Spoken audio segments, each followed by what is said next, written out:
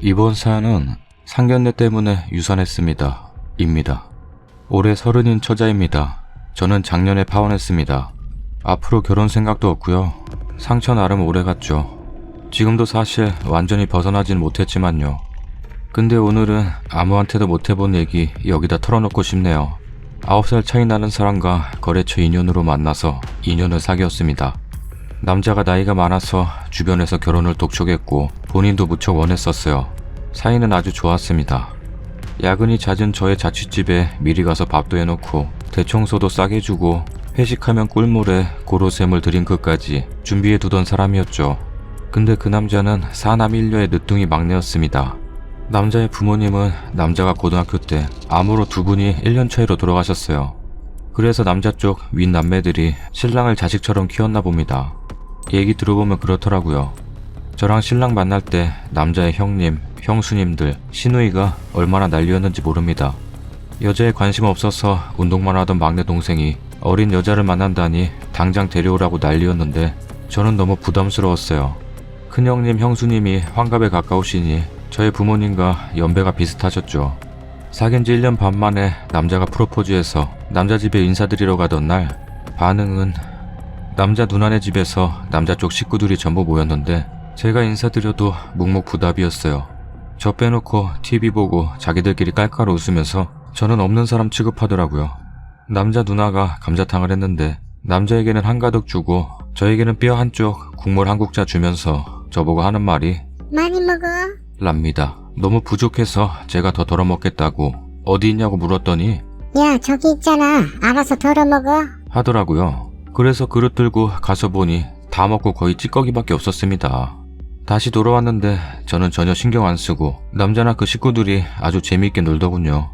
맥주 없다고 하길래 제가 사오겠다고 하고 남자도 따라오라고 했습니다. 나오자마자 화냈죠. 도대체 나를 왜 데리고 온 거야? 이렇게 무시하려고 데려온 거야? 너는 인사시킨답시고 기껏 날 데려와서 뭐 하는 거야? 처음부터 무시하는 너네 집과 눈치 없는 너랑은 도저히 결혼 못하겠다 하고 택시를 타고 가려는데 남자가 제 다리를 잡고 매달렸습니다. 우리 식구들이 뭘 몰라서 그래. 한 번만 봐줘. 내가 확실하게 말할게. 꺼지라고 밀치는데 계속 매달리고 남자가 저 가면 자기 죽는 거라고 울더라고요. 거기에 마음이 약해져서 다시 남자네 집에 들어와서 불편한 분위기 버티다 나왔습니다. 남자가 늦게나마 저 소개시키는데 형수라는 년이 깔깔대고 웃으면서 말 자르더라고요. 집에 가는데 저보고 제대로 인사도 안 해주더군요. 오늘 잘 놀다 갑니다. 안녕히 계세요. 제가 인사하는데 대꾸를 안 하대요. 정말 이런 결혼 해야 하나 싶었습니다. 근데 남자가 워낙 눈치 보면서 잘해줘서 거기에 넘어갔어요. 저 없이도 우리 부모님께도 자주 찾아가서 맛있는 거 사드리고 말동무 해드리고요. 근데 임신을 했습니다. 말하지 말라 했는데 남자가 너무 좋아해서 바로 형제들한테 다 말했더라고요. 남자가 배부르기 전에 식 올려야 한다고 우리 부모님을 설득해서 상견례 날짜를 바로 잡았습니다. 근데 남자 누나가 저한테 전화해서 따로 보자고 하더라고요. 그래서 부평역 부대찌개집에서 만났습니다. 앉아서 밥 시키자마자 하는 말이 네가 꼬드겨서 내 동생이 요즘 우리 모임에 안 온다. 네가 못 가게 하는 거지? 남자 쪽 집안이 항상 일주일에 한 번 모이는데 남자가 귀찮다고 제가 가라고 해도 안 갔습니다. 내 동생한테 도대체 뭐라고 한 거야? 여우짓 하지 마라. 네 윗동서가 너 싫어해. 그거 알아두고 싫어하지 않게 잘해라. 우리 집에 워낙 잘한 사람이니. 윗동서는 회사 끝날 때 문 앞에서 기다리다 같이 밥도 먹고 차도 마시고 전화도 자주 하고 그래라. 그래야 조금씩 풀릴 거다. 여자가 잘해야 형제 사이가 좋은 거다. 나한테는 못해도 되는데 윗동서는 잘 모셔라. 우리 집에 잘한 사람이다. 참 봉지더군요. 호칭도 없이 야야, 네가, 너 라고 하는 것도 기가 막힌데 윗동서라는 사람이 저를 싫어하는 이유도 모르고 아니 제대로 말 한번 해본 적이 없는데 싫어한답니다. 윗동서라는 사람 저 인사 가서 남자가 저 소개시켰을 때 깔깔거리고 웃으면서 말 자른 그 사람입니다. 아니 그 집안에 잘했으면 그 집안 사람들이 고마워서 잘해줘야 하는 거 아닌가요? 알고 보니 그 윗동서라는 사람한테 금전적으로 신세 많이들 지셨더군요. 생활비 모자라면 윗동서한테 빌려달라 땡겨 쓰고 남자 쪽 집사람들이 꼼짝을 못하더라고요. 근데 왜 제가 잘해야 할까요?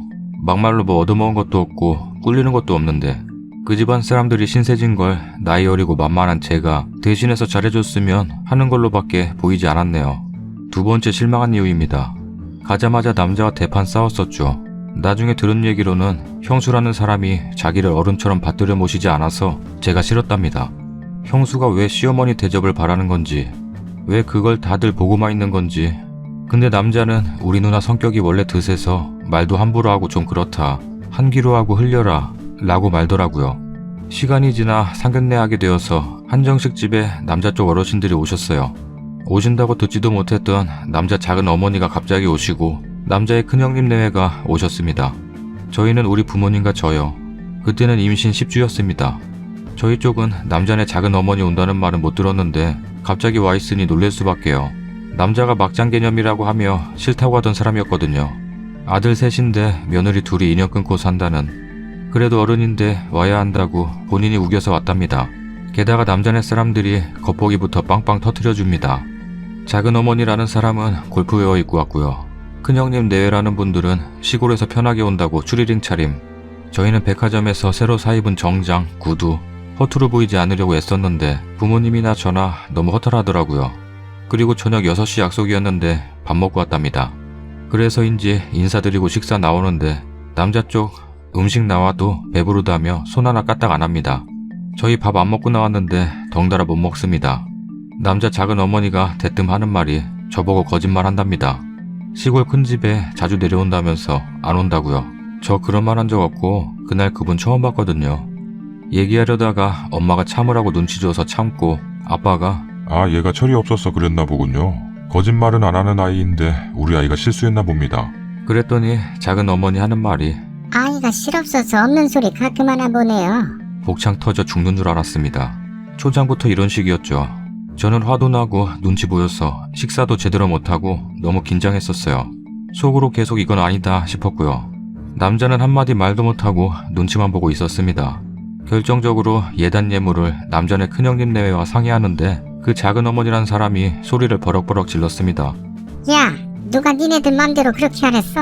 우리 부모님 보고 니네들이랍니다.